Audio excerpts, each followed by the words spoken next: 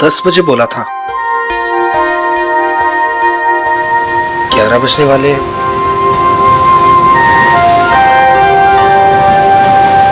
पता नहीं आएगी भी या नहीं। कहीं मजाक तो नहीं कर रही? मजाक मैं नहीं, तुम कर रहे हो। अनु, मैं तुमसे मजाक कर रहा हूँ? अनु, मैं तो तुमसे प्यार करता हूँ।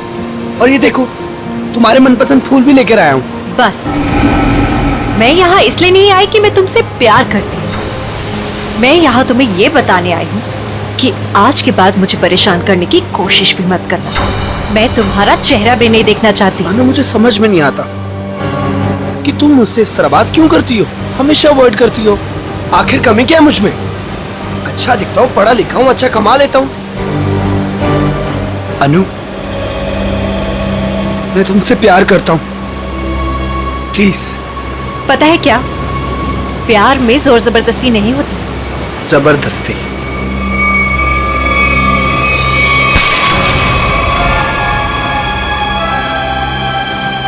जबरदस्ती तो मैं करूंगा तुम्हारे साथ। हाँ? जबरदस्ती, जबरदस्ती, हाँ, तुम्हें अब बर्बाद कर दूंगा। तुमसे प्यार करता हूँ तो इसका मतलब ये कि तुम जो कहोगी वो मैं मानूंगा। छोड़ो उदय। आखिर चाहती क्या हो तुम? हो क्या तुम? चाहती क्या हो? क्यों छोड़ू? उदय छोड़ो। नहीं छोड़ूंगा। क्या करोगी तुम? क्या करोगी तुम? क्या गोली चलाओगी? हाँ। चला गोली, चला गोली। उदय, मैं सच में गोली चला दूंगी। चला। मैं सच कह रही हूँ। हाँ, चला गोली, गोली चला, चला गोली, चला गोली।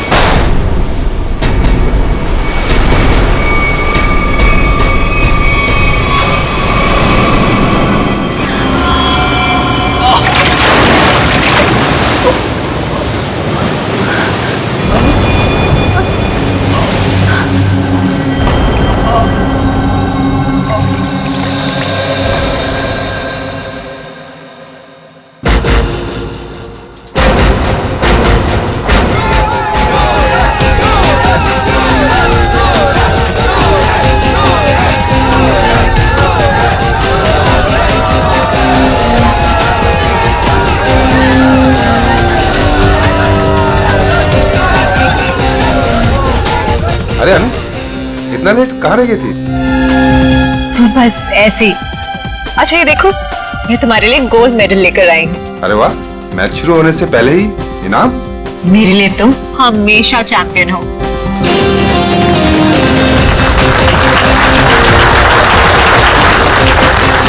दोस्तों, बहुत ही जल्द आपके सामने मुकाबला शुरू होने वाला है। मुकाबला के बादशाह रॉकी और सूरज के बीच में।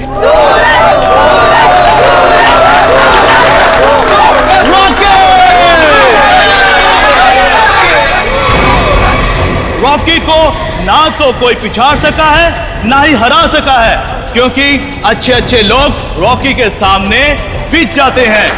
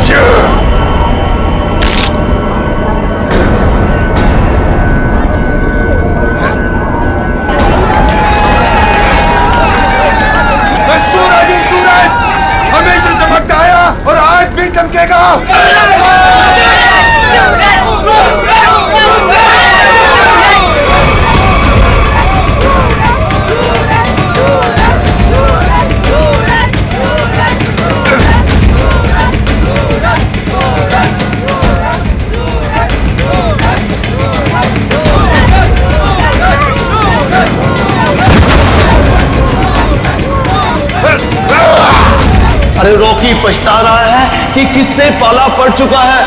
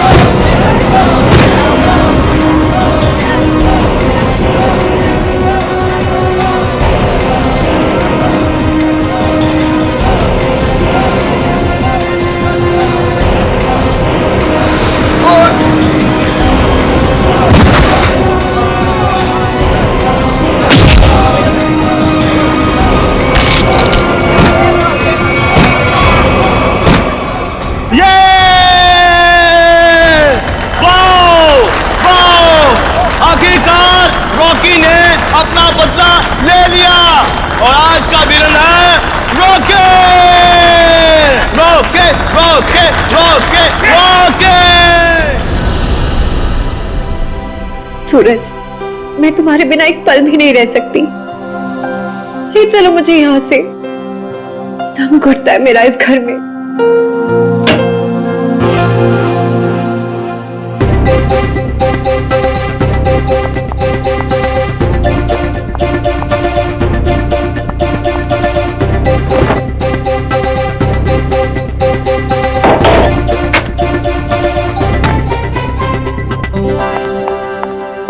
सूरज, अनु, तुम रो रही हो? नहीं तो। पर सूरज, तुम ये क्या कर रहे हो? दीपक भैया घर पर हैं। अगर उन्होंने देख लिया ना तो गए हम दोनों। क्या करूं? तुम्हें देखे बिना रहा भी तो नहीं जाता। और मैंने देखा था तुम्हारा भाई तुम्हें किस तरह खींच के ले जा रहा था। धीरे। तुम मैच हार गए ना? हाँ यार, क्या करूं? तुम ही बताओ, तुम्हें कोई इस तरह खींच के ले जाएगा तो मेरा दिमाग काम करेगा क्या? अब तुम्हें देखे है ना, समझो मैच जीत गए। पर सूरज, मुझे ये समझ नहीं आता कि दीपक भैया को तुम पसंद क्यों नहीं आते। जैसे तुम्हें देखते ना गुस्से से पागल हो जाते हैं। अनु, भैया, अनु, सूरज तुम जाओ यहाँ से। अरे आने दो ना, आज ही बात कर लेता हूं मैं उससे। अनु, अनु, अनु। भैया, कब से बुला रहा हूं, सुनाई नहीं देता तुम्हें? सॉरी भैया, वो नींद लग गई थी।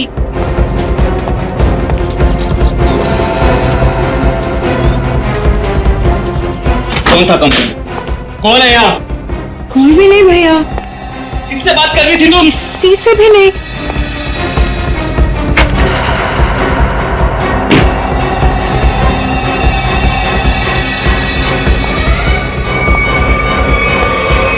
भैया, आपको ना शक करने की बीमारी होगी।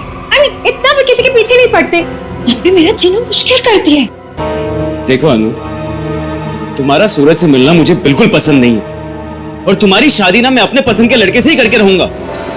भैया, मैं शादी करूंगी, लेकिन उससे जिससे मैं प्यार करती हूँ, यानी सूरज से। अनु, आइंदा सूरज का नाम तुम्हारे मुंह से निकला ना तो मैं खुद उसे जान से मार डालूंगा, समझी तुम?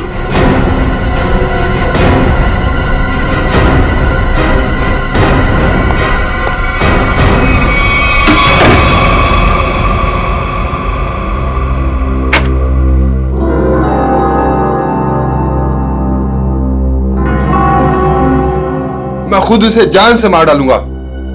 सूरज, तुम्हें मजाक सोच रहे? मुझे तो बहुत डर लग रहा है। भैया कुछ भी कर सकते हैं। जो डर गया समझो वो मर गया। अच्छा मैं चलता हूं।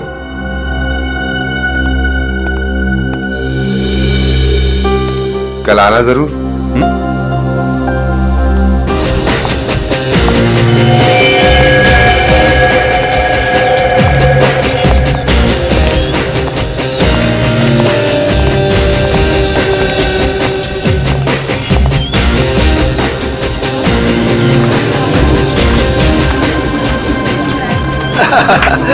ऑल वेल, और सब बढ़िया?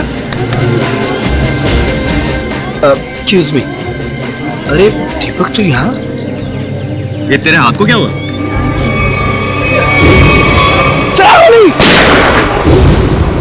अरे दीपक, बस वो एक छोटा सा ना एक्सीडेंट हुआ था, अब ठीक है। लेकिन तू एक बात बता, तू सूरज की पार्टी में क्या कर रहा है? और अनु वो नहीं है? अरे यार, अनु घर से गायब है, इसलिए तो यहाँ आया हूँ। क्या? अनु गायब है? और तुझे ऐसा लगता है कि उसे सूरज ने गायब किया है? यार और कौन हो सकता है? प्यार का भूत जो सवार है दोनों पे। आज मैं अपना काम करके ही रहूंगा। यार मैं उसकी शादी तुझसे करवाना चाहता हूँ। दीपक मेरे भाई, देख तू कोई भी ऐसा वैसा काम मत करना जिससे आगे जाकर तुझे प्रॉब्लम हो। Suraj, thank you thank you thank you happy birthday. Thank you happy birthday. Thank you thank you. चले सर केक काटें। नहीं, अभी कोई खास आने वाला है। खास? दोस्तों आज की ये पार्टी सिर्फ मेरे लिए ही नहीं बल्कि आप सभी के लिए यादगार होने वाली है, क्योंकि अब वो यहाँ आ चुका है। वो सिर्फ मेरा ही नहीं बल्कि पूरे देश का चहेता है। तो लीजिए, अब मैं आपको मिलवाता हूँ इस देश की शान, इस देश का गर्व, महान कुश्तीबाज और मेरा जिगरी फ्रेंड महाबली शेरा।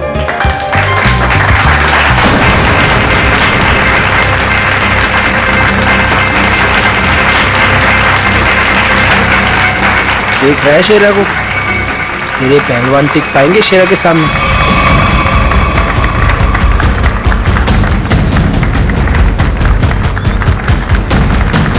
क्या करना सर?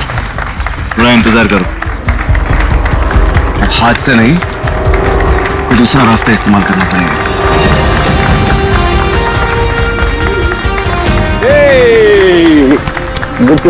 हैप्पी बर्थडे सूरज।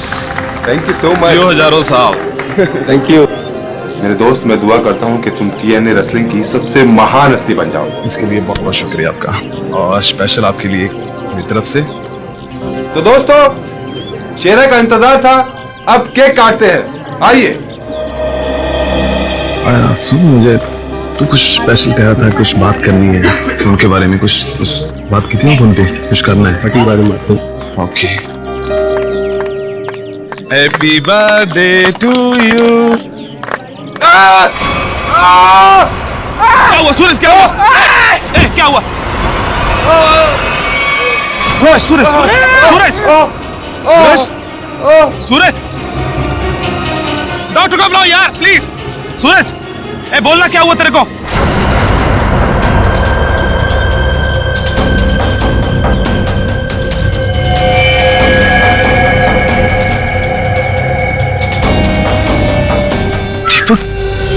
ये क्या किया तूने? इससे पहले की बात और बिगड़ जाए, निकल लेते हैं यहां से।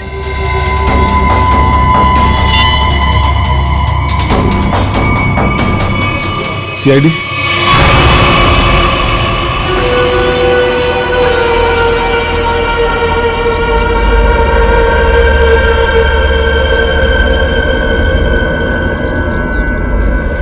इसकी नाक में कुछ खून जैसा दिखाई दे रहा है, चेक करना पड़ेगा।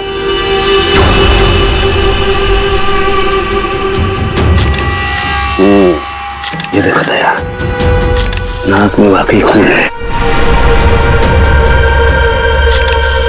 दया, खून तो इसके नाक और मुंह दोनों में है।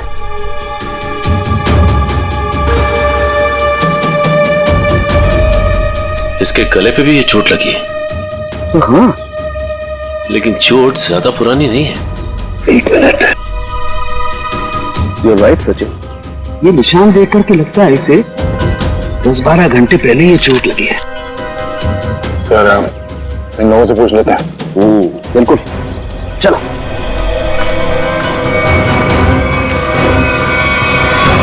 देखिए, आप लोग जानते हैं क्या, सूरज ने हाल ही में कोई कुश्ती लड़ी थी क्या? जी सर, कल रात को ही सूरज सर ने एक कुश्ती में हिस्सा लिया था।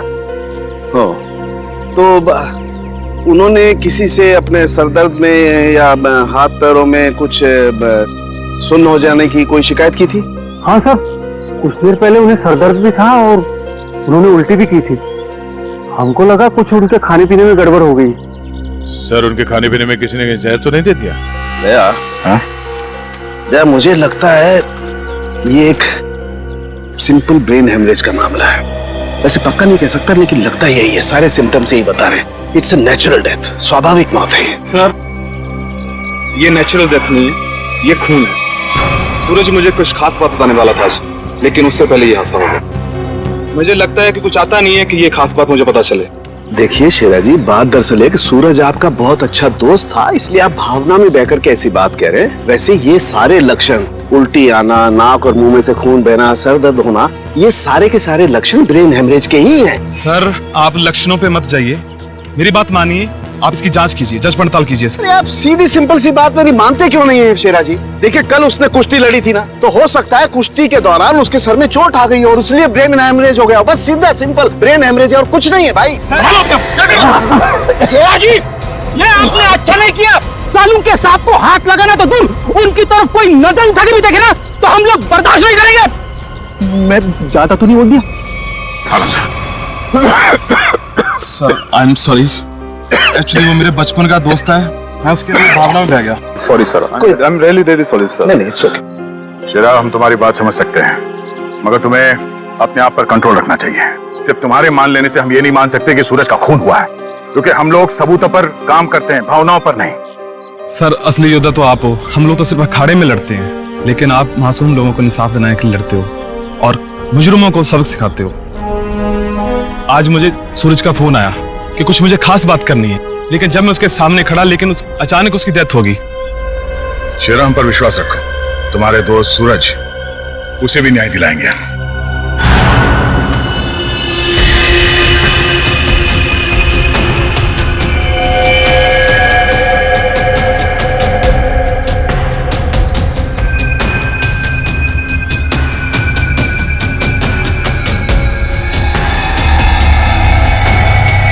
ओ दया, ये देखो इसका हाथ जला हुआ है। ये तो इलेक्ट्रिक्यूशन से मारा गया, बिजली के झटके से। मगर सर अभी तो आपने कहा था कि इसे ब्रेन हेमरेज हुआ। हाँ पंकज, लेकिन ब्रेन हेमरेज बिजली के झटके की वजह से हुआ है। लेकिन सर यहाँ पे आसपास तो ऐसी कोई चीज दिखाई नहीं दे रही जिससे इसे करंट लगा हो। सचिन, डॉक्टर साहब कह रहे हैं कि सूरज की मौत इलेक्ट्रिक करंट से हुई है, तो इलेक्ट्रिक करंट से ही हुई होगी। कि सूरज केक काटते वक्त अचानक चीख के गिर पड़ा। सकता है इस केक में कुछ हो। पंकज, वो देखो वो क्या गिरा हुआ, उठा।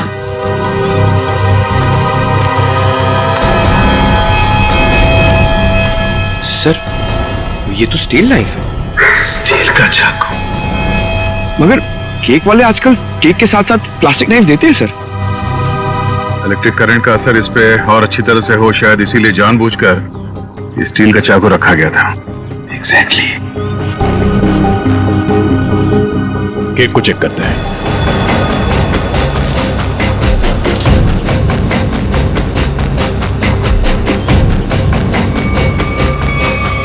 ओह, ये देखो, इस बिजली के तार से इलेक्ट्रिक सप्लाई दिया गया था इस केक को।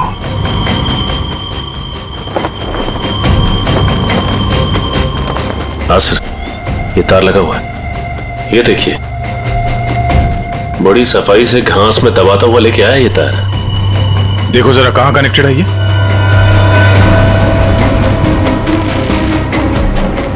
अरे वाह,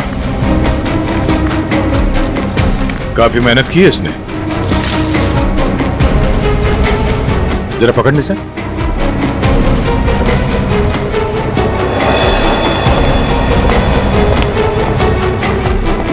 वो देखो,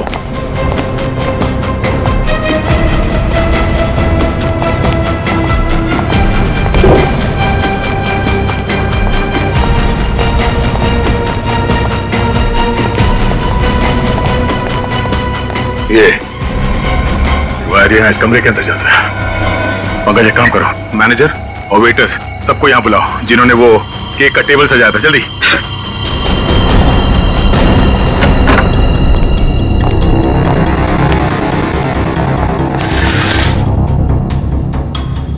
ये देखो सर, वायर का बंडल और क्लिप्स पड़े हैं यहाँ पे। सर, मैनेजर और वेटर्स। मैनेजर साहब, ऐसे कैसे हो सकता है कि आपके होटल के कमरे से वायर खींचा गया हो वहां लॉन तक, और आप में से किसी ने कुछ नहीं देखा? सर सूरज जी ने 2 दिन से ये कमरा बुक करके रखा हुआ था, हमें कुछ नहीं पता क्या हो रहा है। सर, आज सुबह एक आदमी आया था और वो कह रहा था कि मैं सूरज जी का दोस्त हूँ। केक के साथ वो कुछ कर रहा था। रेडी, इसे ले जाओ और उस आदमी का स्केच बनवाओ। Yes sir. चलिए। इस कमरे की अच्छी तरह से तलाशी लो।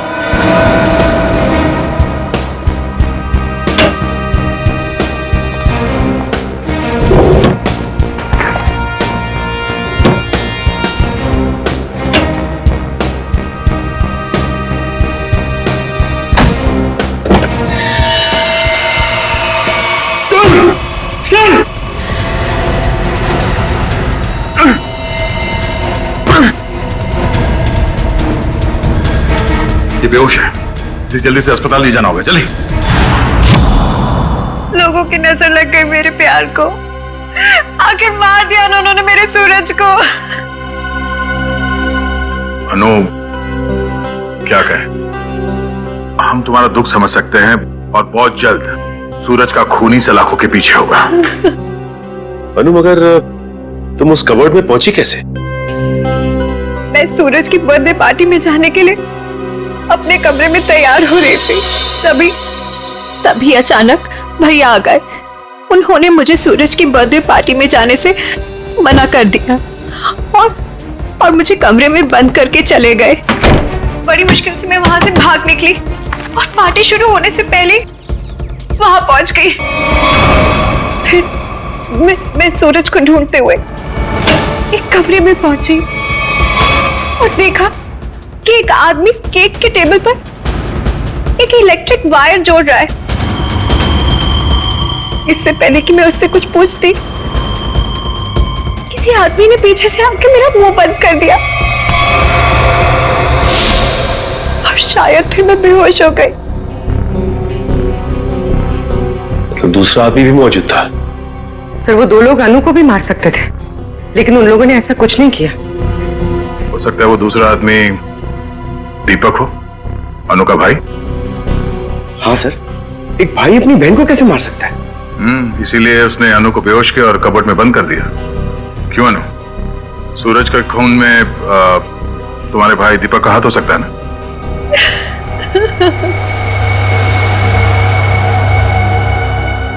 अनु, हम जानते हैं कि तुम अपने भाई के खिलाफ कुछ बोलना पसंद नहीं करोगी, मगर अगर तुम चाहती हो कि सूरज का खूनी पकड़ा जाए तो सच क्या है बताओ। हो सकता है दीपक ने मुझे कई बार धमकी दी कि वो सूरज को मार डालेगा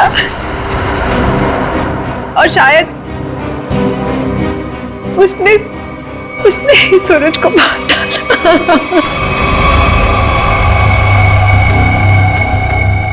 अनु, दीपक का नंबर दीजिए। 111666 010। आप जिस नंबर को डायल कर रहे हैं वो इस समय स्विच्ड ऑफ है। दीपक का तो नंबर स्विच ऑफ आ रहा है सर। तो सूरज का खून करने के बाद वो कहीं छुप गया होगा। अनु, कोई अंदाजा है कि तुम्हारा भाई दीपक कहाँ हो सकता है? शहर में हमारे कई सारे रिश्तेदार हैं, शायद उनके घर पे। दीपक को ढूंढना होगा और उस आदमी को भी जिसने केक में तार लगाया, इलेक्ट्रिक तार, जिसकी वजह से सूरज की मौत हो गई। ये आदमी यही काम करता है ना? हाँ साहब, ये तो भीकू है। क्या है भीकू? भीकू तो अंदर है साहब। अंदर है भीकू? लेकिन क्या बात है साहब? पास मत आना साहब, पास मत आना साहब, सच्ची बोल रहा हूं साहब, करंट लगा दूंगा साहब।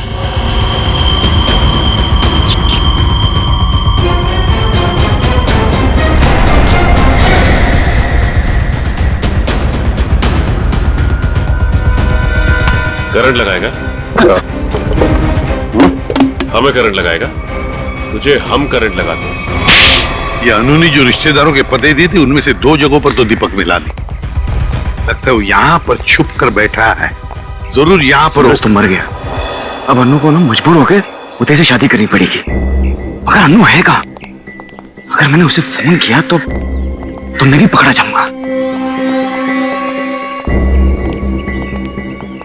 दीपक? क्यों? सीआईडी? रुक जाओ दीपक! मैंने कुछ नहीं किया। अरे छोड़ो मुझे। कुछ नहीं किया तो भाग क्यों आया? जाने दो। सर, क्यों मारा सूरज को? सर, मैंने कुछ नहीं किया सर। क्यों मारा सूरज को? सर, मैंने कुछ नहीं किया सर। मैंने सूरज को नहीं मारा सर। कुछ नहीं किया तो घर छोड़ के यहाँ छुप करके बैठा था? हाँ? सर, मैं डर गया था सर कि कहीं सूरज के खून का इल्जाम मुझ पर ना लग जाए। सर, ये भीकू है। किसी ने केक में बिजली का तार लगाकर सूरज की जान ली सर। अच्छा, तो तुमने मारा सूरज को। बताओ बताओ क्यों मारा तुमने? सर, ये आदमी है जिसे मुझे पैसे दिए थे। पैसे? हाँ पैसे, वो पैसे जिस पैकेट में रख के तुमने दिए थे ना पैसे, वो। क्या? हाँ सर, सर मैंने पैकेट दिया था सर इसे, लेकिन उसमें पैसे थे ये मुझे नहीं मालूम। सर उदय ने दिया था मुझे वो पैकेट देने के लिए। उदय? कौन है ये उदय? सर उदय मेरा दोस्त है सर, एनआरआई है। 6 महीने पहले यहाँ आया था और मैं अपनी बहन अन्नू की शादी उससे करवाना चाहता था। सर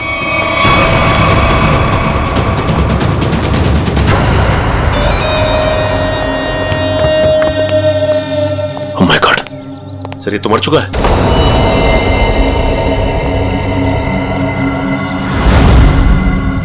गला घोट के मारा है।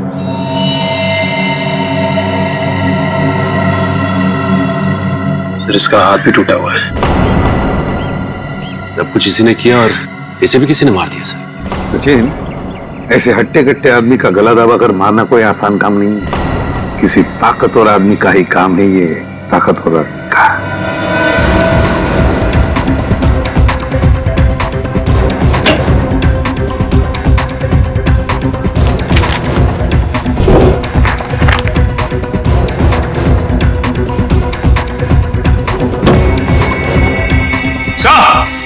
हाँ हाँ सचिन, क्या है? ये देखिए सर,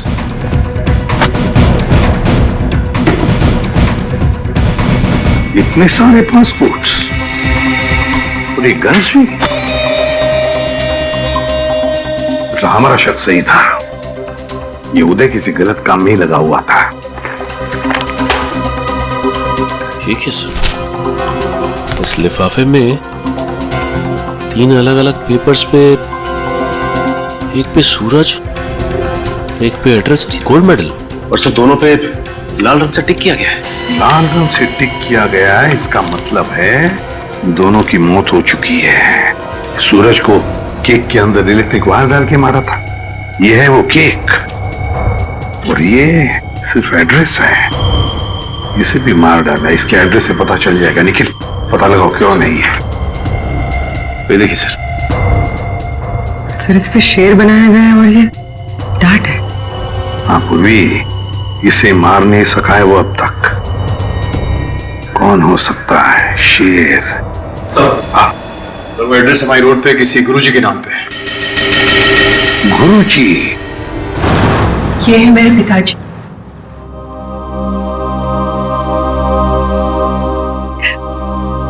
इनका रेसलिंग स्कूल था। अपने स्टूडेंट्स को रेसलिंग की ट्रेनिंग देते थे। सूरज और महाबली शेरा उन्हीं के स्टूडेंट्स थे। ओह, शेर मतलब शेरा। तुम्हारे पिताजी कब गुजर गए? 3 महीने पहले। किसी ने उन्हें ऐसी दवा दी थी जिससे उन्हें हार्ट अटैक आ गया। इसे अंदर ले जाओ। सचिन, इसका मतलब है गुरुजी और सूरज, इन दोनों को उदय ने मारा है, जो एक कॉन्ट्रैक्ट किलर था और अब मर चुका है। अब जो भी ये करवा रहा था वो शेरा को मारने की कोशिश करेगा, मगर हम वो होने नहीं देंगे।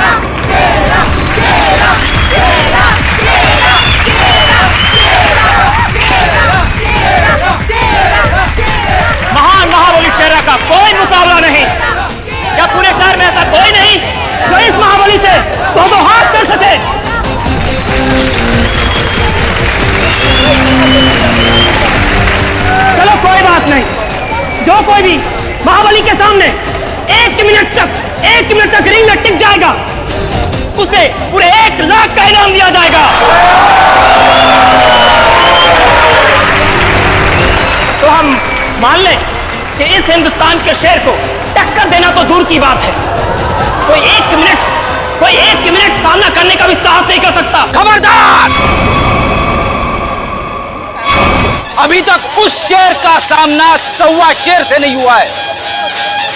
200 गांव में लगातार जीत दर्ज करने वाले धुरंधर कुश्तीबाज के सामने क्या ये शेर टिक पाएगा? चलो शाबाश मेरे 1.25 शेर, दिखा दे अपने भारी भरकम भुजाओं का कमाल। पछाड़ दे ऐसे जैसे कोई पानी में से धोती पछाड़ता है, उड़ा दे ऐसे जैसे कोई एक फूंक से तितली उड़ाता है। चलो शाबाश, दिखा दो।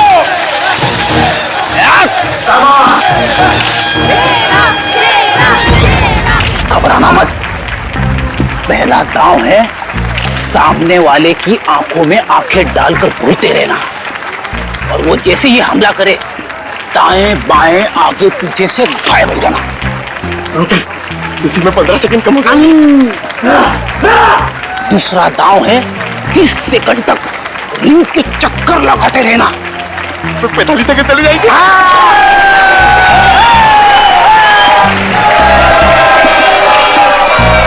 तीसरा दांव है बाकी बचे 15 सेकंड उसके पीछे लग जाना, उसके आगे आना ही मत।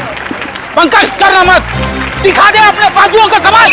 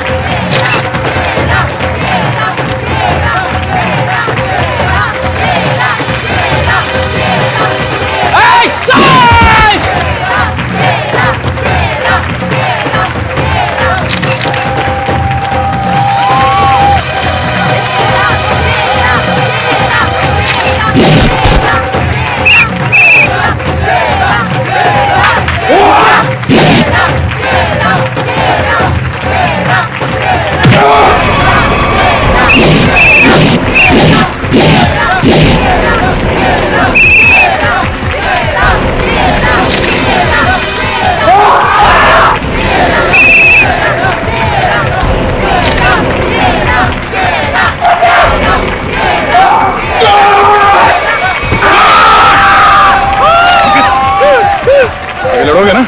सर लड़ना तो पड़ेगा, मगर हड्डियां कितने गली कर रही है। चलो पंकज।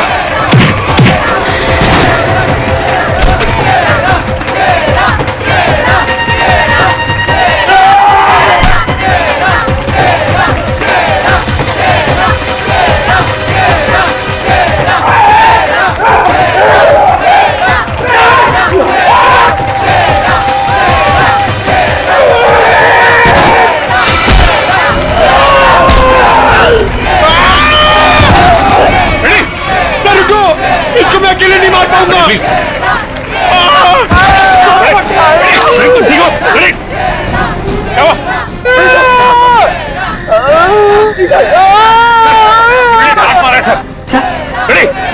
Oh my God!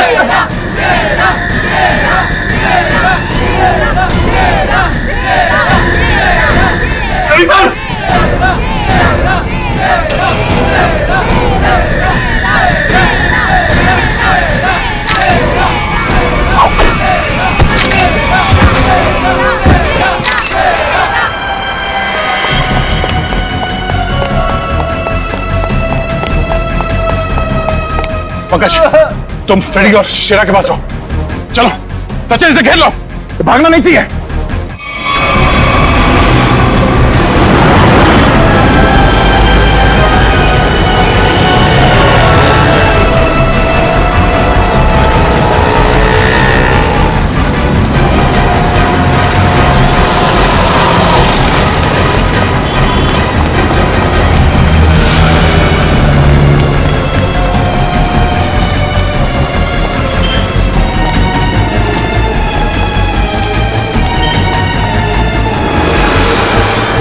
यहाँ तो रास्ता बंद है।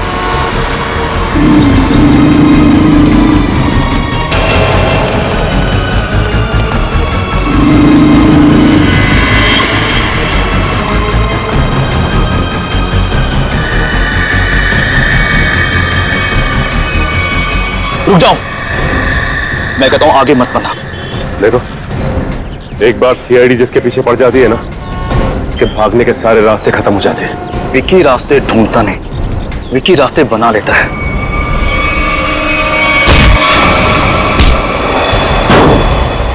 आप लोग, मेरा कोई कसूर नहीं है।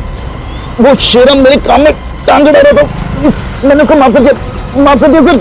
सर ये तो ऐसे फड़फड़ा रहा है जैसे दिया बुझने से पहले फड़फड़ाता है। विकी, लोग दूसरों की मौत का मातम मनाते हैं, तू अपनी बची हुई जिंदगी का मातम मनाएगा। सर मुझे जिंदा मत छोड़िए सर, मुझे मार दीजिए सर, मुझसे इतना दर्द बर्दाश्त नहीं होता, मुझे मार दीजिए सर। देख, मौत इतनी आसान नहीं है कि मांगने से मिल जाए। तुम्हें क्या लगा तुम शेरा को मार दोगे? तुम्हें पकड़ने की प्लानिंग हमने पहले ही कर रखी थी। नहीं सर, मुझे सुरक्षा की जरूरत नहीं है। अगर आप मेरे साथ रहोगे तो खूनी कभी सामने नहीं आएगा और ना वो जुर्रत करेगा। और मैं चाहता हूं कि खूनी सामने आए। वो लोग खतरनाक हो सकते हैं। कोई बात नहीं सर, सूरज के खूनी को सामने लाने के लिए मैं ये खतरा भी उठाने के लिए तैयार हूं। मैं उसका चारा बनता हूं और आप उसका शिकार कीजिए। क्यों मारा सूरज को तूने? सर, सूरज और शेरा के साथ सर गुरुजी के पास मैं भी रेसलिंग की ट्रेनिंग किया करता था सर, और मैं अपनी ताकत बढ़ाने के लिए सर ताकत की गोलियां खाया करता था सर। लेकिन इसके बारे में सर गुरुजी को पता लग गया और उन्होंने मुझे ट्रेनिंग स्कूल से निकाल दिया सर। ये तो पुराना खिलाड़ी है सर।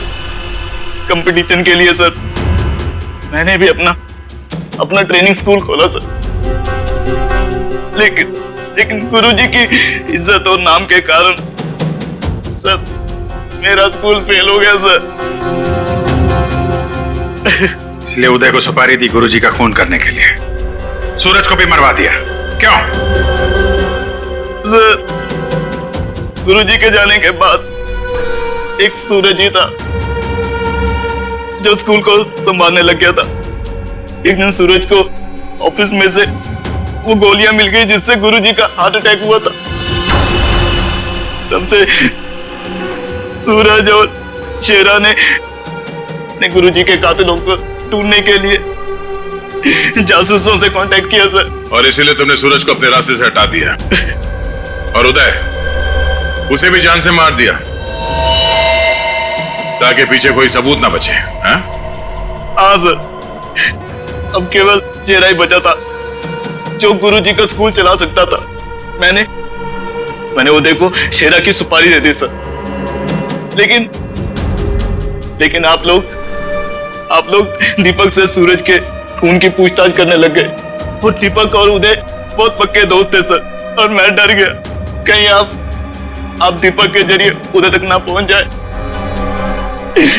और उदय कहीं मेरी सच्चाई ना बता दे सर। इसलिए उदय का खून करवाया और शेरा को मारने खुद चले आए। गुनाह पे गुनाह, गुनाह पे गुनाह।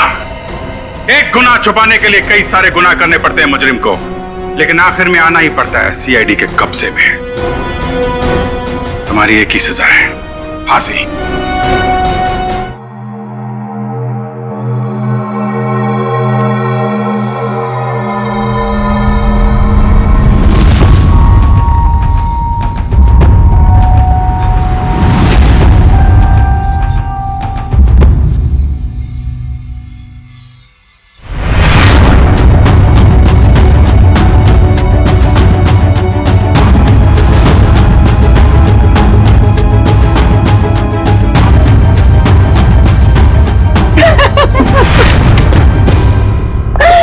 बस से डिम्पी, तुम्हारी पार्टी इतनी जबरदस्त थी, सबने मिलकर खूब एंजॉय किया।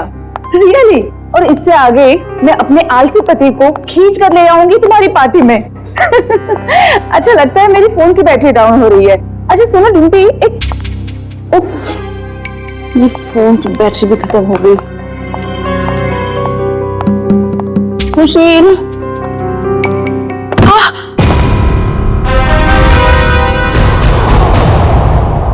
ये आवाज कैसे आई?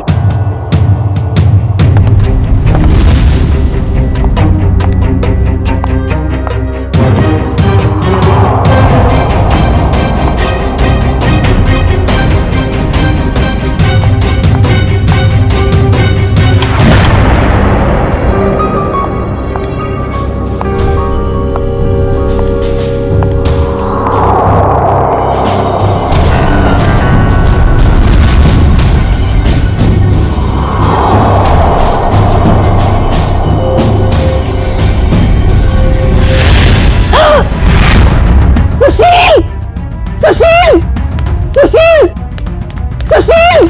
क्या हुआ शोभा? कौन है ये लड़की? और ये यहाँ आई कैसे? लड़की?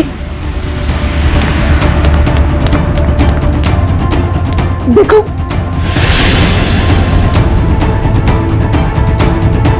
शोभा मुझे नहीं पता ये लड़की कौन है। मुझे नहीं पता तो किसे पता है? घर में कौन था, मैं या आप? शोभा मुझे तुम्हारी कसम, मुझे बिल्कुल नहीं पता ये लड़की कौन है और कहां से आई है। झूठ बोल रहे हो आप। प्लीज ट्रस्ट मी, मुझे नहीं पता शोभा।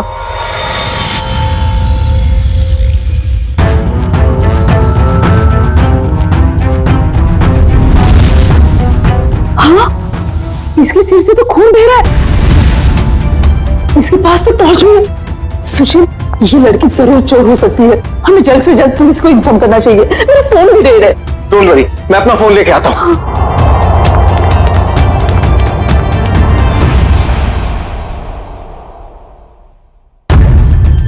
कहीं इस लड़की के और तो साथी नहीं है? कहीं घर में तो छुपा नहीं है?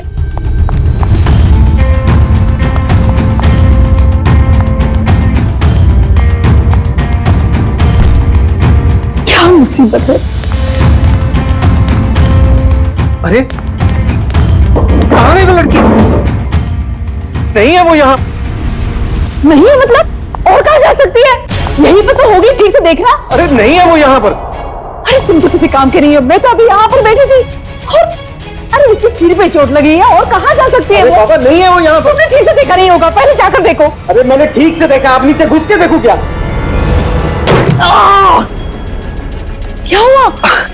अरे कोई धारदार चीज बहुत जोर से सर पे लगी। धारदार चीज? हाँ, ऐसा लगता है कोई मेटल का नुकीला टुकड़ा लगाओ नीचे। नुकीली चीज तो ठीक है, पर वो लड़की गई कहाँ?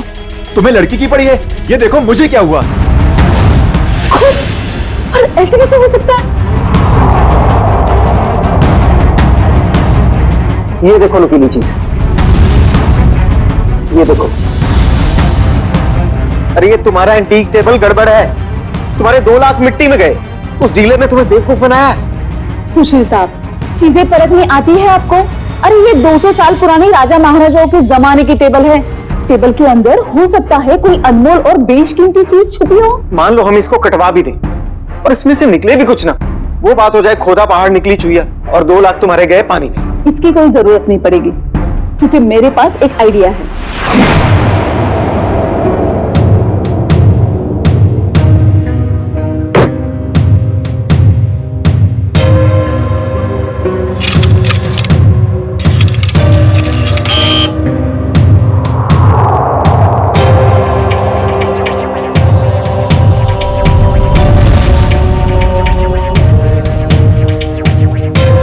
साहब मुझे समझ में नहीं आ रही, 1 मिनट के काम में आप इतनी देर क्यों लगा रहे हैं? भाई साहब ये एक्सरे मशीन इंसानों के लिए बनी है, किसी फर्नीचर को स्कैन करने के लिए नहीं।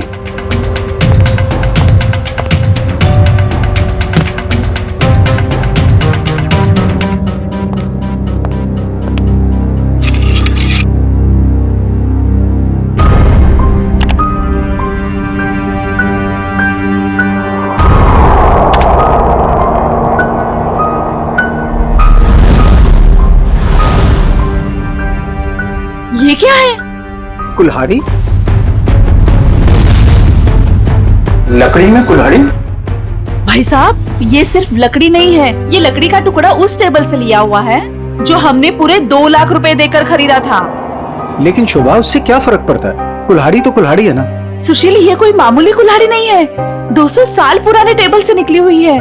इसका मतलब ये कुल्हाड़ी भी उतनी ही पुरानी है, करोड़ों में कीमत होगी इसकी। इसका मतलब 2 लाख में करोड़ों का सामान।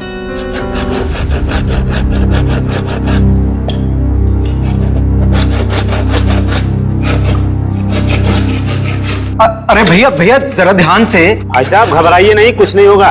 वो क्या है ना भाई साहब, इसके अंदर जो चीज है वो 200 साल पुरानी बड़ी कीमती चीज है, इसीलिए। अरे भाभी, इतने सालों से आपके यहाँ काम कर रहे हैं, कभी कोई गड़बड़ किया क्या?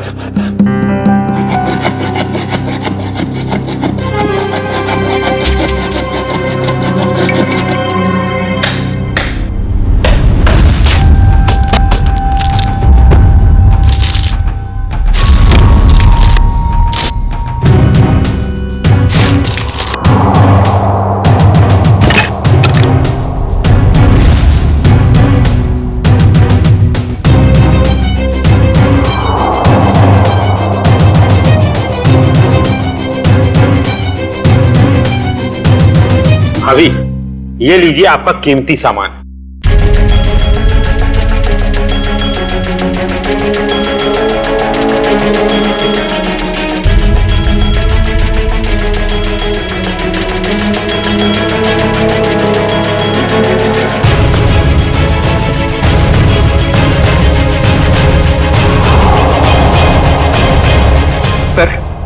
सर है ना खास चीज?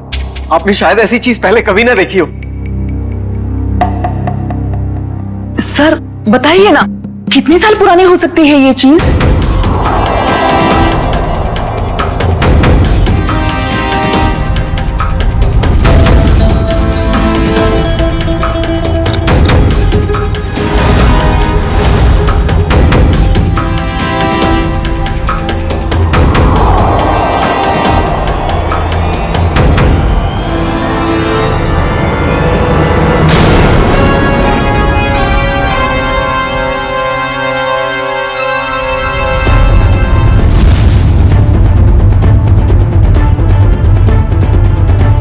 क्या हुआ सर? काफी इंटरेस्टिंग मामला लगता है। जी सर, 200 साल पुराने टेबल से निकाली गई है। मेरे एक जानकार है, इस खास एंटीक के लिए मुझे उनकी राय लेना बहुत जरूरी है, थोड़ा टाइम लग सकता है। कोई बात नहीं सर, खास चीज के लिए खास आदमी की सलाह तो लेनी पड़ेगी।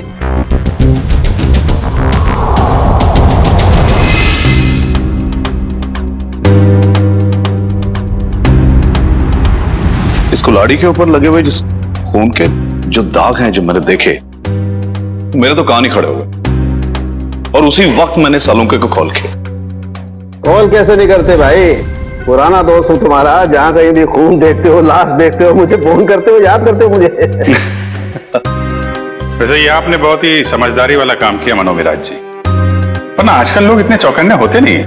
अभिजीत, कुल्हाड़ी पर यहाँ जो धार है, यहाँ पर थोड़ा सा ताजा खून लगा हुआ है। लगता है इस कुल्हाड़ी से हाल ही में किसी के चोट लगी है। और ये कुछ खास है।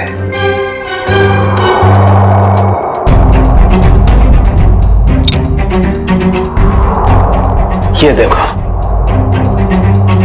कुल्हाड़ी पर ये जो लगा हुआ है ये खास है, इसे चेक करते हैं।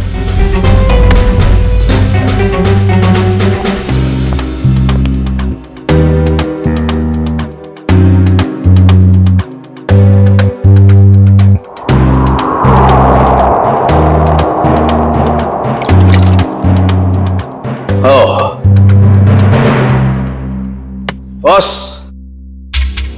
ये जो लगा हुआ कुल्हाड़ी पर, ये वाकई इसी का खून है। अभिजीत, इस कुल्हाड़ी पर इतना खून लगा हुआ है, ये सिर्फ किसी के उंगली कटने से नहीं हो सकता, जरूर किसी का खून हुआ है। ये पति पत्नी सुशील और शोभा, इनसे मिलना होगा, पता करना होगा कि ये कुल्हाड़ी उनके टेबल में पहुंची कैसे।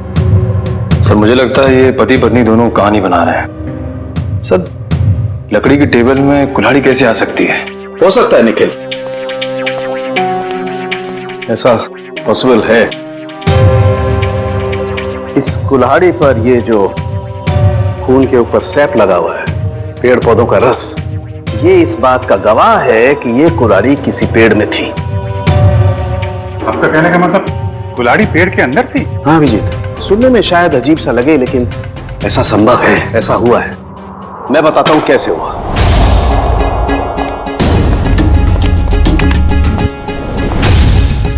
एक पेड़, अभी एक छोटा पेड़ है और इस पेड़ में यहां पर एक खोखला हिस्सा है। किसी ने ये कुल्हाड़ी इस पेड़ के खोखले हिस्से में छिपा दी। धीरे धीरे ये पेड़ बड़ा होने लगा और इस पेड़ के जितने भी द्रव्य पदार्थ हैं, सेप्स, वो इस कुल्हाड़ी के खून पर एकदम परत बना करके जम गए। और धीरे धीरे जैसे जैसे ये पेड़ बड़ा होता गया, ये कुल्हाड़ी पूरी तरह से इस पेड़ में समा गई। और ये सब होने में कितना टाइम लगा होगा डॉक्टर साहब? करीब 7 से 8 साल। मतलब 8 साल पहले से ये कुल्हाड़ी पेड़ में है? नहीं, 8 साल से पहले, 8 से 12 साल पहले। इस कुल्हाड़ी पर जो खून लगा हुआ है उसका डीएनए टेस्ट करने से सारी कहानी साफ हो जाएगी। सर, इतने साल पहले किए हुए गुनाह का पता कैसे चलेगा?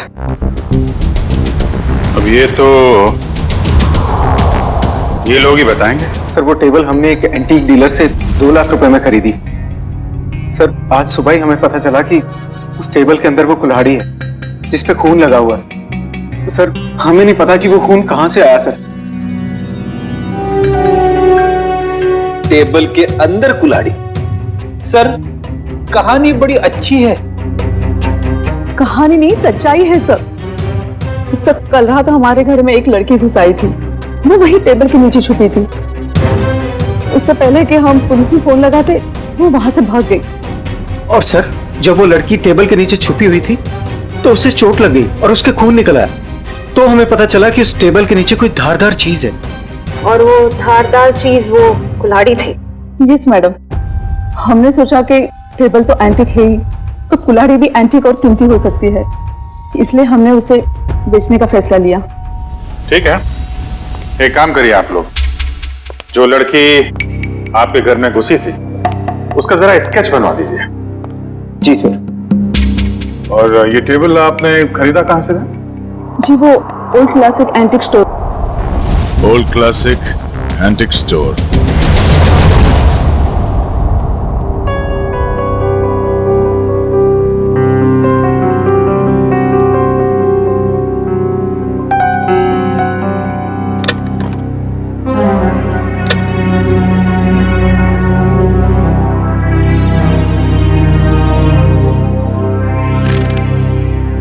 कहां थी तुम रात भर? मैंने तुम्हें कहां नहीं ढूंढा। ये चोट कहां लगी तुम्हें? क्या हुआ? कुल्हाड़ी सीआईडी के हाथ लग गई। सीआईडी को पता चल गया? तुम्हें मेरी कसम है मायरा, इन सबसे दूर रहो। नहीं रह सकती मैं दूर। आप दूर रहिए। आप ये मत जताइए कि आपको मेरी परवाह है। बंद कीजिए ये नाटक। मायरा, तुम इसे नाटक कह रही हो? अरे मैंने तुम्हारे लिए क्या कुछ नहीं किया है आपने मेरे लिए, सिवाय दर्द देने के। सिर्फ दर्द दिया है आपने। आप जैसा अपना हो तो दुश्मन की क्या जरूरत। मायरा, तुम जो चाहो मुझे सजा दे दो, लेकिन प्लीज मुझे माफ कर दो।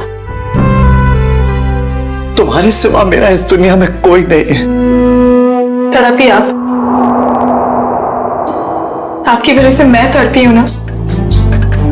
ये आंखों में आंसू देखकर ना अच्छा लग रहा है मुझे।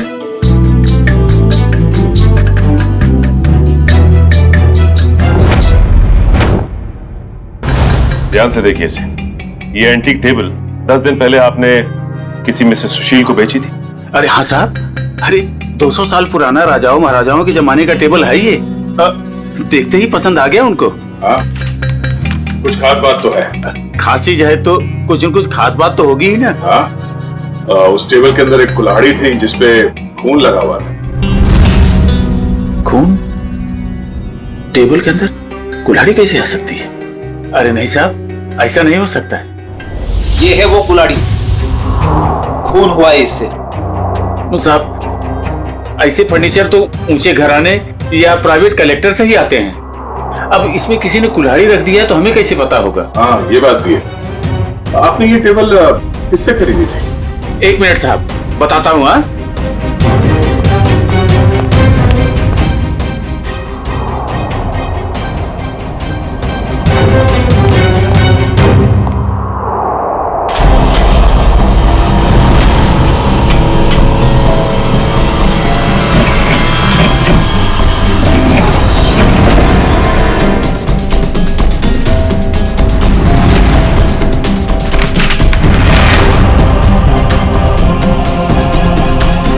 तो ये है तुम्हारे एंटीक फर्नीचर का नकली कारोबार, हाँ?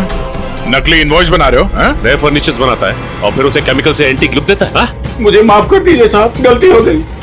आइंदा ऐसी गलती नहीं करूंगा। टेबल में वो कुल्हाड़ी आई कहाँ से? साहब, हमें मालूम नहीं। वो फर्नीचर तो हम शीशम के टुकड़े से बनाते हैं साहब, उसी में आया होगा। शीशम का लकड़ा कहाँ से आया? हमारा सारा माल जेफरसन टिम्बर मिल से आता है। बिड़ी, कस्टमर से धोखाधड़ी के मामले में इन सबको अंदर करो। चलो चल चल चल।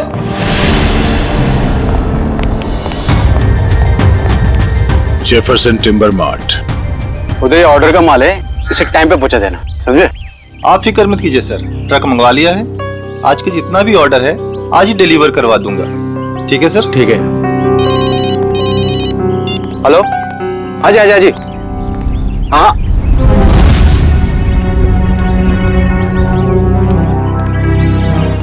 जी कहिए सर। हम लोग सीआईडी से। सर, मैं फॉरेस्ट डिपार्टमेंट से परमिट लेके ये सब लकड़ियां कटवाता हूँ। वो सब ठीक है, मगर आपके मिल से ओल्ड क्लासिक एंटिक स्टोर में शीशम की लकड़ी भेजी गई थी, जिसमें एक कुल्हाड़ी अटकी हुई मिली, जिससे शायद गुनाह हुआ है। सर, शीशम की लकड़ियां काफी महंगी होती है और कम बिकती है, इसलिए हम तो मंगाते ही नहीं है। आप चाहे तो हमारे लॉक्स चेक कर सकते हैं। ये इनवॉइस देखिए, इसमें आप ही की मिल का नाम लिखा हुआ है ना, जेफरसन टिम्बर मिल। जी हाँ, लेकिन सर ये आपकी दुकान में लकड़ी सप्लाई का काम कौन देखता है? सर, उदय यहाँ का सुपरवाइजर है, वो सप्लाई का काम देखता है। कहाँ मिलेगा ये उदय? सर, वो वहाँ पे है। आइए मैं आप लोगों को मिलवाता हूँ। आइए सर। फटाफट निकालो। आइए सर। बंद करो सर। ये उदय। अच्छा उदय, जब आप लोग यहाँ पे शीशम की लकड़ी बेचते ही नहीं है, तो ओल्ड क्लासिक एंटिक शॉप में शीशम की लकड़ी कैसे पहुंची, वो भी यहाँ से? मुझे मालूम नहीं सर, कुछ गलती होगी। गलती हुई है, बहुत बड़ी गलती। और गलती ये है कि आपने अपने मालिक को बताए बिना बाहर से शीशम की लकड़ी मंगवाई और उसे सप्लाई भी किया।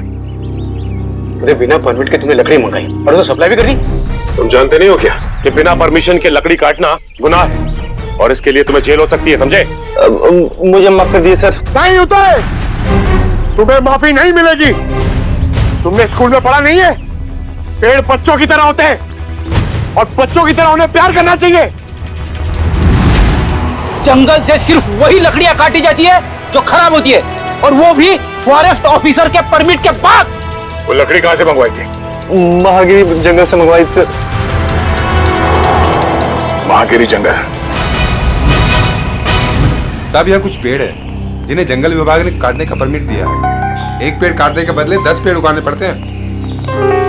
अरे, आपके फॉरेस्ट ऑफिसर का है और कितना दूर चलना पड़ेगा?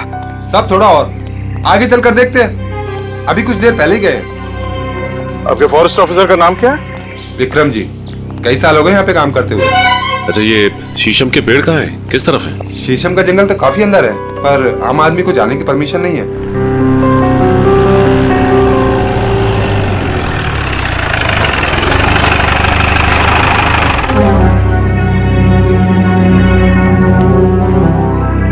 सर, विक्रम जी। मिस्टर विक्रम। या आप लोग? हम लोग सीआईडी से हैं और आपके इलाके में हुए केस के सिलसिले में आपसे कुछ जानकारी लेने आए हैं। मुझे खुशी होगी आपकी मदद करके। कहिए। विक्रम जी, आपके जंगल से चोरी हुए एक शीशम के पेड़ में कुल्हाड़ी मिली थी जिससे किसी का खून हुआ है। सर, फॉरेस्ट गार्ड्स की लापरवाही की वजह से कुछ दिन पहले शीशम का पेड़ चोरी तो हुआ था, लेकिन पेड़ में कुल्हाड़ी वाली बात मेरे समझ में नहीं आई। फॉरेंसिक जांच से यह भी पता चला है कि ये कुल्हाड़ी पिछले 10-12 सालों से इसी पेड़ में थी। सर, 15 साल से मैं इस फॉरेस्ट डिपार्टमेंट में काम कर रहा हूँ, लेकिन ऐसी बात तो मैं पहली बार सुन रहा हूँ। ये बात तो तय है कि जो खून हुआ है वो उससे पहले हुआ होगा। कुछ बता सकते हैं आप? सर, मैं अपनी पहली पोस्टिंग से इसी जंगल में हूँ, लेकिन ऐसा कभी सुना नहीं सर। विक्रम जी, ये कुल्हाड़ी हमें इसी जंगल के एक पेड़ से मिली है। इसका मतलब तो साफ है कि जिसका खून हुआ है या फिर जिसने खून किया है वो दोनों लोग इसी इलाके में कहीं आसपास रहते होंगे। सर, इस जंगल के आसपास 2-3 गांव है, कुछ फार्म हाउस है। अगर ऐसा कोई हादसा हुआ होता तो मुझे जरूर पता होता। ठीक है, पता करते हैं यहाँ के फार्म हाउस में और गांव वालों से 10-12 साल पहले यहाँ से कोई गायब हुआ था क्या? क्या प्रोग्रेस है? कहाँ तक पहुंचा ये केस? सर, उस लड़की का स्केच बनवा लिया जो शोभा और सुशील के घर में घुसी थी। पूर्वी, स्केच।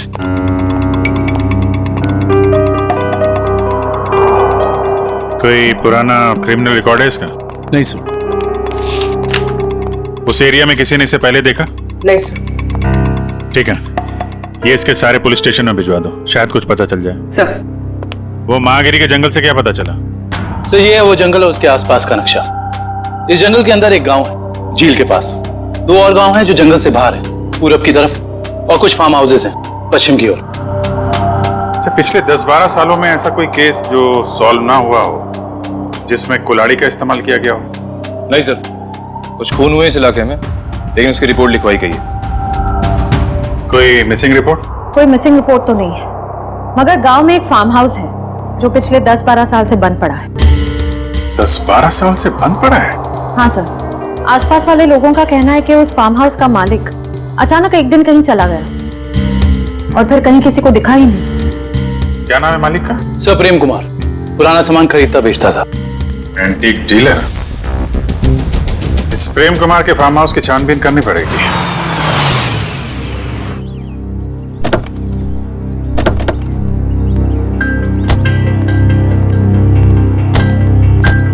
सर, ये जगह 12 साल से बंद पड़ी है सर।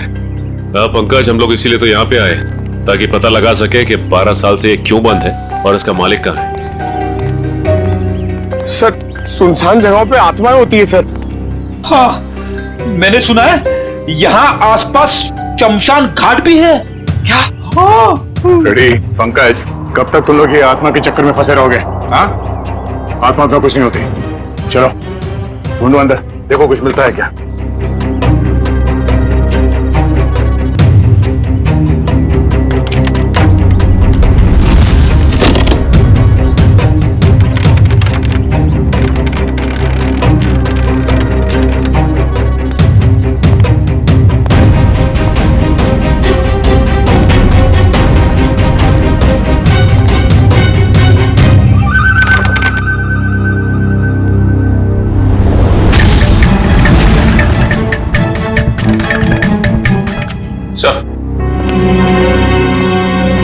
ये देखिए सर, ये रहा प्रेम। इसकी बीवी बच्चे को जन्म देते ही मर गई थी।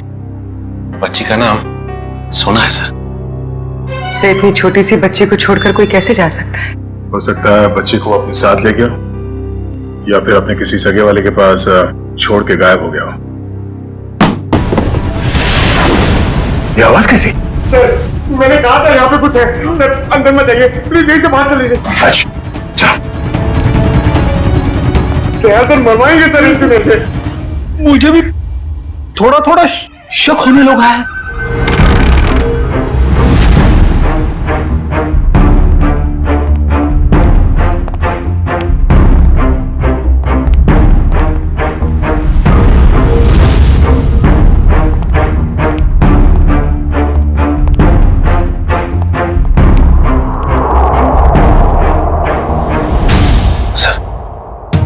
बिस्तर पे सिलवटें पड़ी हैं।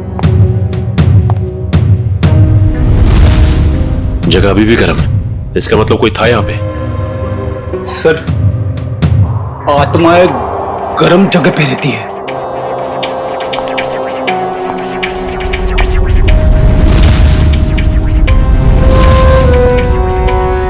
हाँ फ्रेडी, मगर आत्माएं शराब नहीं पीती।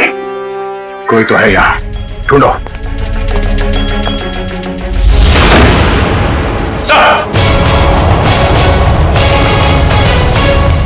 पंकज, आत्मा ने हमें घर में बंद कर दिया। अरे सर, हमें यहाँ से निकलना होगा कैसे भी।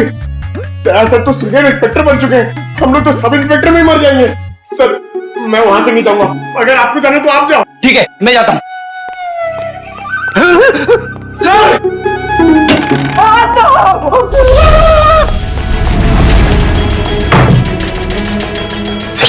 दरवाजा किसने बाहर से बंद कर दिया?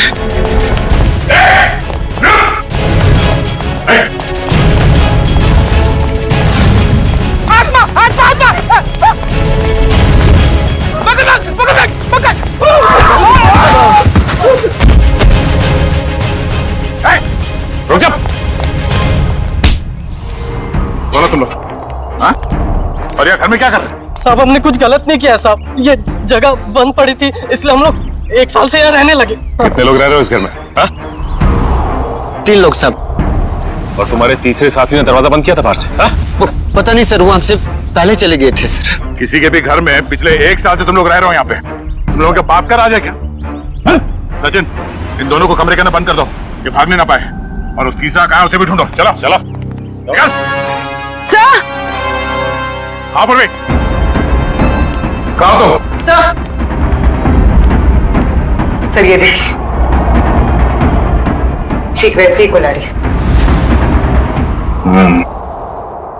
लगता है यहाँ पे भी ऐसी ही कुल्हाड़ी थी, और शायद वही कुल्हाड़ी हमें फर्नीचर के अंदर से मिली है।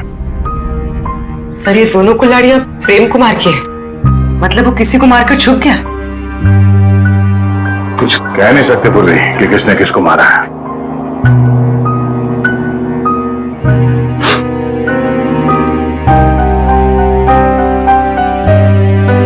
सॉरी फ्रेडी सर, आपके कपड़ों में से बहुत बास आ रही है। पंकज, नाक मुझे भी है, बदबू मुझे भी आ रही है, तेरे कपड़ों से आ रही है।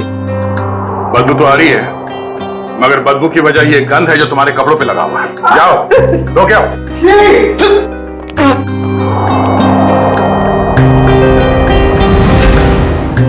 गद्दा कहीं का।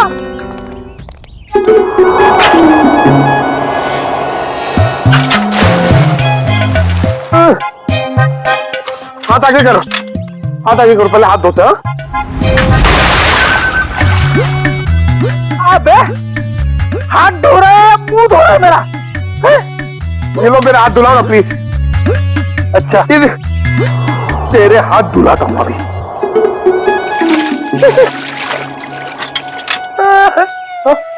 फिर से उसके अंदर देखो। हमेशा बेवकूफ बनाता है मुझे।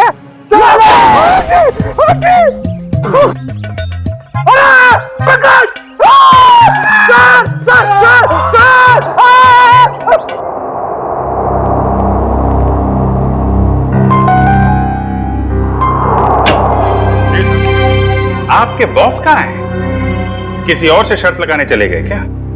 बाहर गया। भाग गए?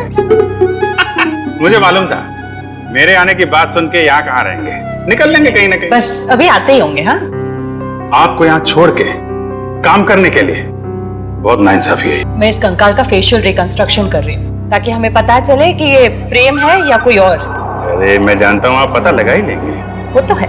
अच्छा ये बताइए, ये आपको पता चला कि नहीं कि ये मौत की वजह क्या है? भाई साहब, वो सॉफ्टवेयर को छोड़ो, डिटेल वाला सॉफ्टवेयर इधर है। ऐसा निशान तो कुल्हाड़ी से भी बन सकता है?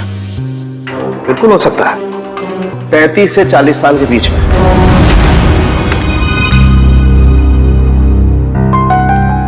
बन गया चेहरा।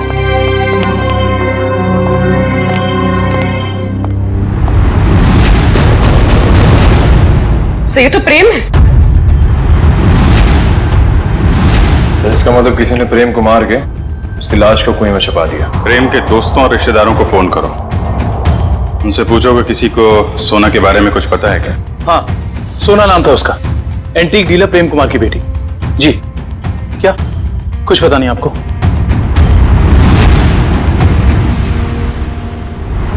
क्या उस बच्ची के रिश्तेदार हैं? और आप कह रहे हैं वो कुछ मालूम ही नहीं है। ऐसा कैसे हो सकता है?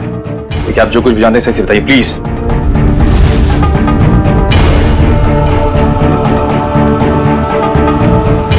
आपको भी कुछ नहीं पता? देखिए, हमारे लिए उसके बारे में कुछ भी जानना बहुत जरूरी है। प्लीज समझने की कोशिश कीजिए। नहीं, चुरा तो नहीं पाई, लेकिन इतनी रात को किसी अजनबी के घर में घुसने का मतलब क्या हो सकता है? इरादा तो चोरी का ही होगा ना। हम पता कर रहे हैं, आप भी ढूंढिए उसे। या आप उर्वी, कितना टाइम? सर बस कुछ देर और। रोशन, कुछ पता चला? सर, हमने प्रेम की बेटी के बारे में उसके सभी दोस्तों और जान पहचान वालों से बात की है, लेकिन कोई कुछ बता ही नहीं पा रहा है। सर, उसके रिश्तेदार तो ऐसी बात करें जैसे उस मासूम की कोई परवाह ही नहीं थी उनको। यही हो रहा है आजकल, अपने सिवाय दूसरों की पड़ी ही नहीं किसी को। सर, प्रेम के फार्म हाउस के आसपास रहने वाले लोगों को भी सोना के बारे में कुछ नहीं पता। अच्छा, कहाँ गई होगी ये बेचारी लड़की? सर, जब प्रेम का खून हुआ तब सोना 8 साल की थी। अगर अब वो जिंदा है तो 20 साल की होगी। 20 साल की उम्र में सोना कैसी दिखती होगी, इसका पता तो हमारे एक्सपर्ट लगा ही रहे ना। सर, बन गया, अब आप देख सकते हैं।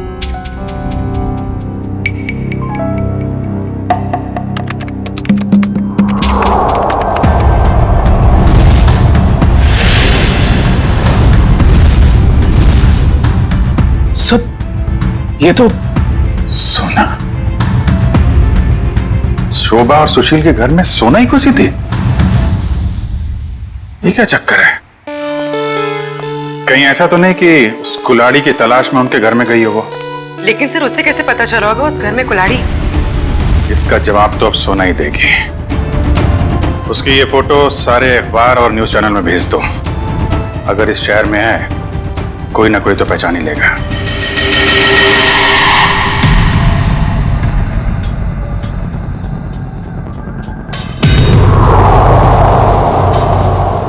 सोना नहीं सर, इस लड़की का नाम मायरा है। जब 2003 में ये 10 साल की थी, तब हमारे बोर्डिंग स्कूल में एडमिशन के लिए आई थी और यहीं से 12 पास भी किया। मैडम, आपसे कुछ भूल हो रही है। इस लड़की का नाम सोना है, मायरा नहीं है। नहीं सर, जो बच्ची हमारे स्कूल में 10 साल तक पढ़ाई की है, उसे पहचानने में हम कैसे भूल कर सकते हैं? सर, लगता है सोना का नाम बदलकर उसकी असली पहचान छुपाने की कोशिश की गई है। लग तो ऐसा ही रहा है। मैम, मायरा को यहाँ लेकर कौन आया था? मतलब उसकी फीस कौन दे रहा था? क्योंकि उसके पिताजी तो थे नहीं उस वक्त। उसके पिताजी हैं, वही तो मायरा को यहाँ एडमिशन के लिए लेकर आए थे और जब वो पास आउट हुई तो ले जाने भी आए थे। मैडम, हमारे पास सबूत है। 2002 में मायरा के पिताजी प्रेम का खून हुआ था। सर, मायरा के पिता मिस्टर प्रेम नहीं, मिस्टर रघुनाथ जी है। क्या? रघुनाथ? ये कैसे हो सकता है मैडम? किसी भी बच्ची के एडमिशन से पहले उसके सारे डॉक्यूमेंट्स हम अच्छी तरह चेक करते हैं और मिस्टर रघुनाथ जी के पास सारे डॉक्यूमेंट थे। हाल है, दोनों की शक्लें एक जैसी, सिर्फ नाम बदल गया। सोना से मायरा हो गई और उसके पिता प्रेम से रघुनाथ बन गया। कुछ और ही चक्कर है। इस बच्ची के नए पिताजी रघुनाथ से मिलना पड़ेगा।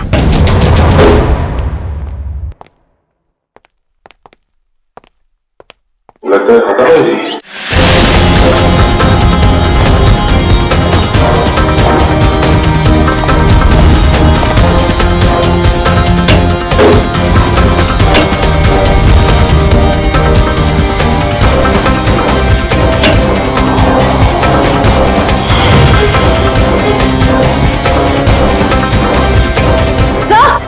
सर, जल्दी आइए।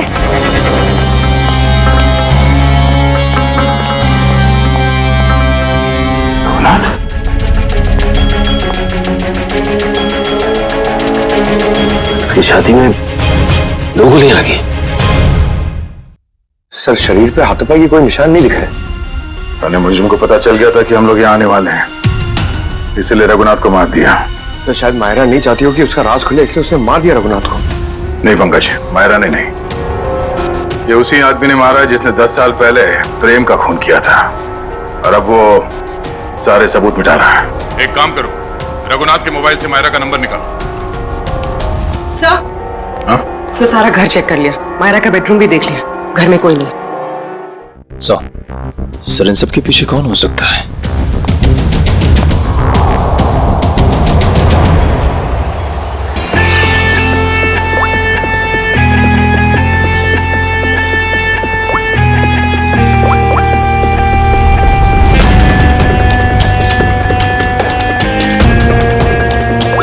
सर मायरा के फोन की घंटी बज रही है, लेकिन मायरा फोन नहीं उठा रही है। लेकिन मोबाइल फोन का लोकेशन ट्रेस करो।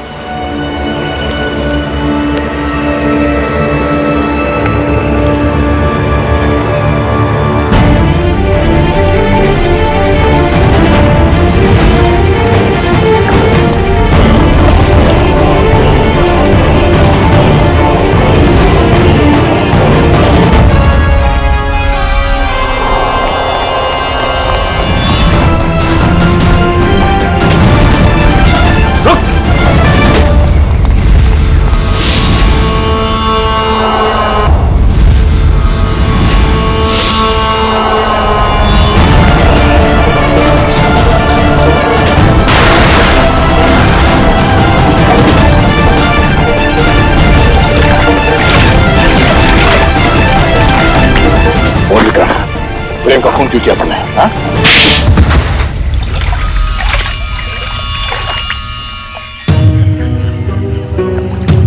मैं जंगल में गैर कानूनी तरीके से पेड़ कटवाता और शिकार करवाता था, जिससे मुझे अच्छी आमदनी हो रही थी। लेकिन प्रेम को सब पता चल गया था मेरे बारे में। और प्रेम ने जब तुम्हारे खिलाफ कंप्लेन करने की धमकी दी तो तुमने प्रेम को भी मार दिया? हाँ? मैं उसके फार्म हाउस पे गया था, पैसे देकर उसका मुंह बंद करना चाहा, लेकिन फोन करके वो पुलिस बुलाने की कोशिश कर रहा था। गुस्सा आ गया मुझे, दीवार से उसी की कुल्हाड़ी निकालकर उसे मैंने मार दिया। और फिर तुमने अपने असिस्टेंट रघुनाथ से कहा कि वो कुल्हाड़ी और इस बच्ची सोना को भी ठिकाने लगा दे।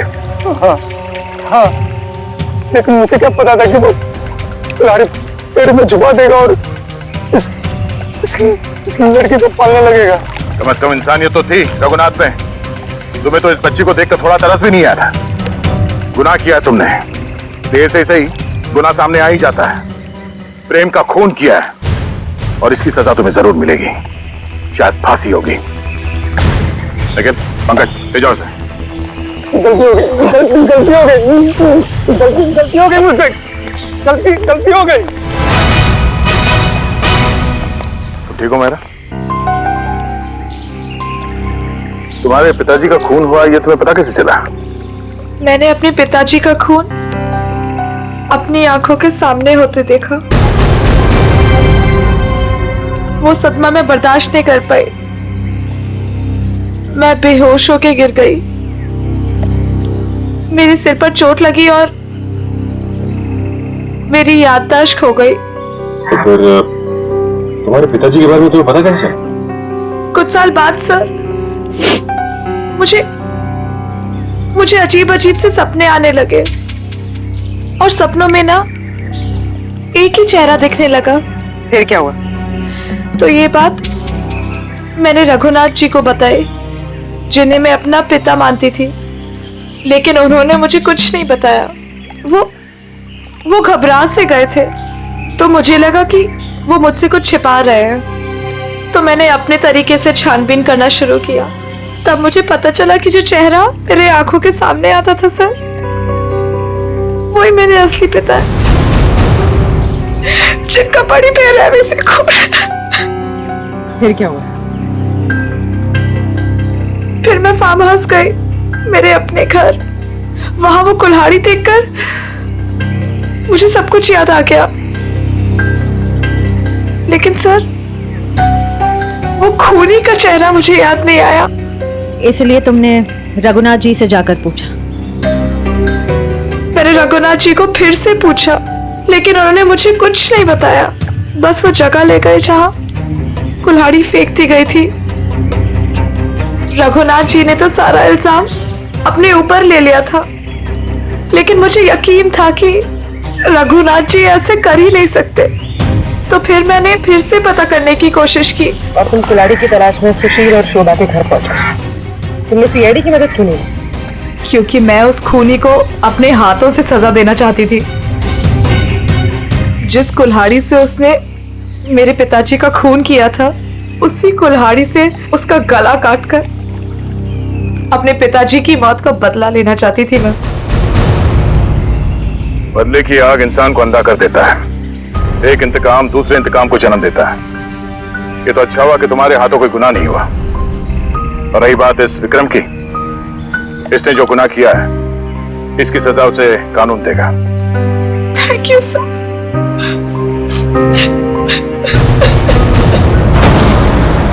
इस तरह के और भी एपिसोड देखने के लिए हमारे चैनल को सब्सक्राइब करें और बेल आइकन दबाना ना भूलें।